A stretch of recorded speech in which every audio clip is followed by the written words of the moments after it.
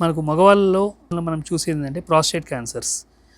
ఈ prostate cancer యూజువల్గా మనకు డిటెక్ట్ అయ్యేది అండ్ వచ్చేది కూడా ఎల్డర్లీ ఏజ్, అంటే బియాండ్ 60 ఇయర్స్లో కామన్గా మనం ఈ ప్రాస్టేట్ క్యాన్సర్ అనేది చూస్తాం. కామన్గా మనకు ఈ ప్రాస్టేట్ క్యాన్సర్కి అండ్ నార్మల్ ఏజ్ వైజ్ వచ్చే ప్రాస్టేట్ ఎన్లార్జ్మెంట్కి కూడా సిమ్టమ్స్ సేమ్ ఉంటాయి. అంటే యూరిన్ ఫ్రీక్వెన్సీ పెరగడము, యూరిన్ ఫ్రీగా పాస్ చేయలేకపోవడము, నైట్ టైమ్స్ ఎక్కువసార్లు వెళ్ళడము, మూత్రంలో మంట అనిపించడము, ఇవన్నీ కూడా బోత్ నార్మల్ గ్లాండ్ ఎన్లార్జ్మెంట్ అయినా కానీ ప్రాస్టేట్ క్యాన్సర్లో అయినా సిమిలర్ సిమ్టమ్స్ నోటీస్ చేస్తాం. సో అట్లాంటప్పుడు మనము ఈ నార్మల్ వాళ్ళకి ప్రాస్టేట్ క్యాన్సర్ వాళ్ళకి డిఫరెన్షియేట్ చేయడం ఎలా అంటే, ఒక డాక్టర్ దగ్గర వెళ్ళినప్పుడు జస్ట్ ఒక సింపుల్ ఎగ్జామినేషన్ చేస్తారు, డిజిటల్ రెక్టల్ ఎగ్జామినేషన్ అని. ఈ ఎగ్జామినేషన్ చేయడం వల్ల మనకు గ్లాండ్ నార్మల్ ఉందా ఆర్ అందులో ఆల్రెడీ మనకు క్యాన్సర్ స్టేజెస్ స్టార్ట్ అయిందా అనేది ఒకటి తెలుస్తుంది. రెండోది ఏంటంటే మనకు సీరం పిఎస్ఏ అంటాం, ఒక సింపుల్ బ్లడ్ టెస్ట్. అది ఇయర్లీ వన్స్ ఆల్మోస్ట్ అందరు కూడా చేయించుకోవాల్సిందే. ఈ సీరం పిఎస్ఏ వాల్యూస్ బట్టి కూడా ఏంటంటే మనకు అది నార్మల్ గ్లాండా ఆర్ క్యాన్సర్ లాగా మారిందా అనేది కూడా మనకు ఒక అవగాహన కలిగిస్తుంది.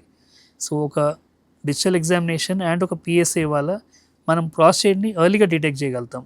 ఎందుకంటే మనకు ప్రాస్టేట్ డిటెక్ట్ చేయడం కోసం వేరే స్క్రీనింగ్ టెస్ట్లు అంటూ ఉండేది. These are the basic screening test. So ఒకసారి మనకు ఈ ప్రాస్టేట్ క్యాన్సర్ డిటెక్ట్ అయినప్పుడు దాన్ని సరిపోయాల్సింది మనకు ఇన్వెస్టిగేషన్స్ లైక్ ఒక స్కాన్ చేయడము, ఆ ప్రాస్టేట్ గ్లాండ్ నుండి బయాప్సీ చేసి కన్ఫర్మ్ చేయడము, ఆ స్టేజ్ బట్టి ఎస్పెషలీ మనకు అర్లీ స్టేజెస్లో ఏంటంటే మనకు సర్జరీ చేసుకునే ఆప్షన్ ఉంటుంది, లైక్ రోబోటిక్ రాడికల్ ప్రాస్టేటెక్టమీ అంటాం.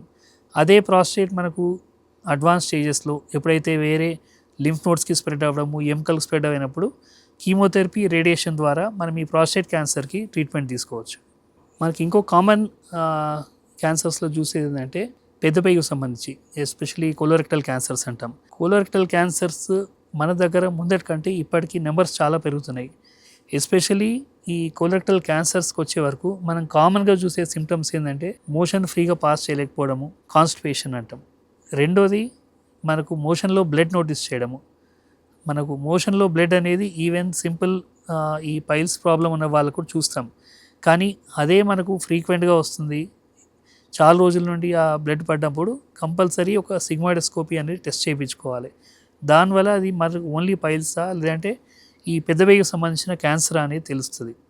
సో మూడోది వచ్చే వరకు మనకు వెయిట్ లాస్ అవ్వడము, ఆకలి తగ్గిపోవడము, కొంతమందికి జాండిస్, ఇవన్నీ కూడా ఏంటంటే ఈ కోలోరెక్టమ్ సంబంధించిన క్యాన్సర్ యొక్క లక్షణాలు.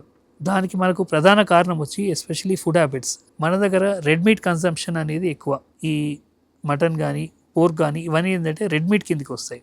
సో రెడ్ మీట్ కన్సంప్షన్ వల్ల మనకు కోలాన్ ట్రాన్సిట్ టైం అంటాం, అంటే ఎప్పుడైతే ఈ మోషన్ మనకు పెద్ద పేగు నుండి దాటి బయటికి రావాలో ఆ టైం అనేది స్లో అయిపోతుంది. ఇంటెస్టైన్ మూమెంట్ స్లో అయిపోవడము, దానివల్ల ఏంటంటే అది ఎక్కువసేపు ఆ ఇంటెస్టైన్లో ఉండే వరకు మనకు దాని రియాక్షన్ అయ్యి ఆ పేగు దెబ్బతినడం అనేది స్టార్ట్ అవుతుంది.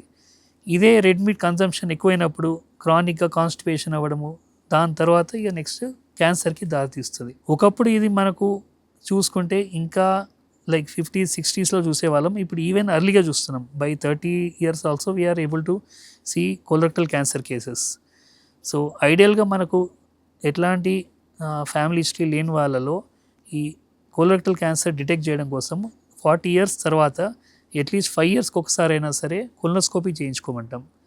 ఎవరికైతే already pre existing family history ఉంటుందో వాళ్ళలో మాత్రము ఇది 30 years నుండే స్టార్ట్ చేస్తాం, ఇది స్క్రీనింగ్ కొలనోస్కోపీ అనేది. ఎందుకంటే కొలనోస్కోపీ ఒక simple day care procedure, just simple test. దానివల్ల ఏంటంటే మనకు ఒకసారి ఆ క్యాన్సర్ డిటెక్ట్ చేయడమే కాకుండా అదే టైంలో బయాప్సీ కూడా చేసుకోగలుగుతాం.